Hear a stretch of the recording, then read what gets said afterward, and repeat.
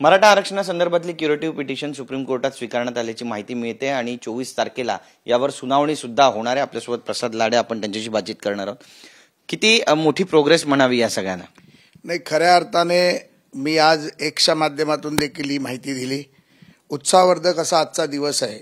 खऱ्या अर्थाने 2018 मध्ये माननीय देवेंद्रजींनी जे मराठा आरक्षण दिलं, हायकोर्टामध्ये जे टिकवून ठेवलं, 2019 ते 2022 या कालावधीत उद्धव ठाकरेंच्या सरकारने, शरद पवारांच्या सरकारने, महाविकास आघाडीने ते टिकवू शकले नाहीत। सुप्रीम कोर्टामध्ये त्याचा फॉलोअप घेतला नाही, कागदपत्राची पूर्तता केली नाही, म्हणून सुप्रीम कोर्टाने जे रद्द केलं होतं त्या बाबतीत आता महायुतीच्या सरकारने एकनाथरावजी शिंदेंच्या नेतृत्वात क्युरेटिव्ह पिटिशन दाखल केलं आणि ते दाखल करून घेण्याचं काम आता माननीय सुप्रीम कोर्टाने केलंय।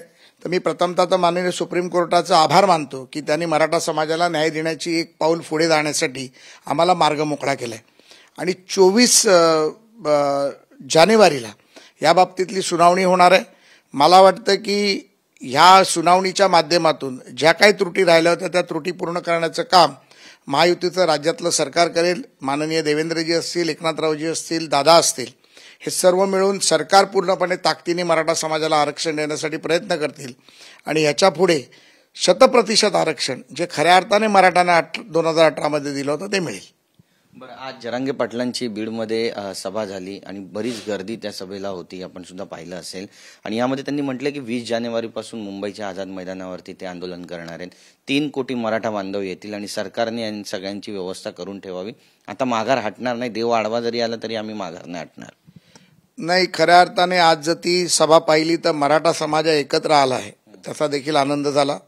लाखोच्या संख्येने आजच्या त्यांच्या सभेला लोक होती, परंतु मला वाटतं की त्यांना मुंबईपर्यंत यावं लागणार नाही। त्याच्या आधीच जो शब्द माननीय मुख्यमंत्र्यांनी शिवछत्रपतींच्या चरणाशी नतमस्तक होऊन दिलाय, तो नतमस्तक होऊन दिलेला शब्द मुख्यमंत्री पूर्ण करतील आणि जे मराठा आरक्षणाचा प्रश्न सर्वच समाजाचा आहे, गावात तळागाळातील प्रत्येक मराठ्याचा आहे, तो पूर्णत्वाकडे झालेला दिसेल। मराठ्यांना संपवण्याचा कुठेतरी कट टाकला जातो आणि तसं जर झालं तर ते सरकारला जड जाईल, अशी एक भावना त्यांनी त्या ठिकाणी व्यक्त केली। याला उत्तर कसं देणार? नाही, मला असं वाटत नाही। 100% सर्व लोक मराठा आरक्षणाच्या बाजूने आहेत, मराठ्यांच्या बरोबर आहेत।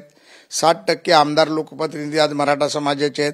त्यामुळे मराठ्यांना संपवणं एवढं सोपं नाही आणि ते महाराष्ट्रात तर शक्यच नाही। त्यामुळे मला वाटतं की त्यांचा कुठला तरी गैरसमज असावा, परंतु 100% आम्ही आरक्षणाच्या बाजूने आहोत। जरांगे पाटलांचं आंदोलन आहे, त्यालाही आमचा साथ आहे, परंतु आरक्षण निश्चितपणे आम्ही देणार। कुठल्याही आरक्षणाला धक्का न लावता, कोणाचाही हिस्सा न काढून घेता मराठा समाजाच्या हक्काचं आरक्षण समाजाला मिळेल, ही मला खात्री आहे। अयोध्याचा दौरा सुद्धा आहे आणि तिथे सुद्धा जाण्याचा एक तो वेगळाच मूड असेल, त्यामुळे त्यापूर्वीच सगळ्या महत्त्वाच्या ज्या बाबी आहेत त्या घडतील आणि मराठ्यांना त्यांना न्याय मिळेल आणि अयोध्या नगरीमध्ये सर्व नेते एकत्र जातील, कारण कॅबिनेट विस्ताराचा सुद्धा त्या ठिकाणी विषय आहे। त्यामुळे जंबल होईल सगळं काही, अशी सुद्धा एक भावना व्यक्त करण्यात येते। नाही, असं काही होणार नाही। प्रभू रामाच्या आशीर्वादाने मराठ्यांना आरक्षण निश्चितपणे मिळेल। जो 500 वर्ष जुना प्रश्न राम मंदिराचा होता तो सुटला। आता राम लल्लाची प्रतिष्ठापना तिथे होते, त्याआधी मराठा समाजाच्या आरक्षणावरती देखील शिक्कामोर्तब निश्चित होईल, याची मला खात्री आहे। एक राजकीय प्रश्न आहे, लोकसभेच्या जागेसाठी बारामतीतून अजित पवार गट लढणार असं अजितदादा म्हणालेत, त्यामुळे भाजप ती जागा लढणार आहे की अजितदादांची एनसीपी ती जागा लढणार आहे, असा प्रश्न निर्माण होतोय। भाजप आणि अजितदादा हा वेगळे नाहीच आहेत। आज महायुती म्हणून अजितदादांची राष्ट्रवादी काँग्रेस असेल, एकनाथरावजी शिंदेंची शिवसेना असेल, भारतीय जनता पार्टी असेल, आम्ही एक म्हणून काम करतोय आणि आम्हाला माननीय नरेंद्र मोदीजींच्या नेतृत्वात या येणाऱ्या 2024 मध्ये फिर एक बार मोदी सरकार हे प्रचंड संख्येने निवडून आणते। त्यासाठी महाराष्ट्रामधून किमान 45 आणि कमाल 48 जागा जिंकायच्या आहेत।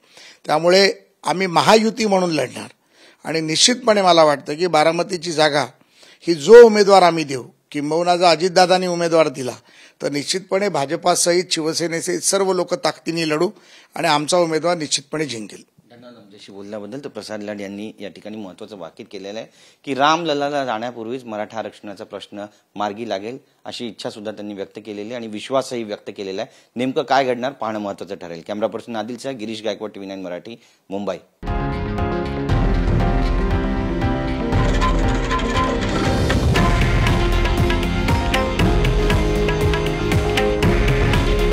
हे आहे देशातील नंबर 1 न्यूज नेटवर्क आणि आपण पाहत आहात TV9 मराठी. काळजी तुमची, हित महाराष्ट्राचं.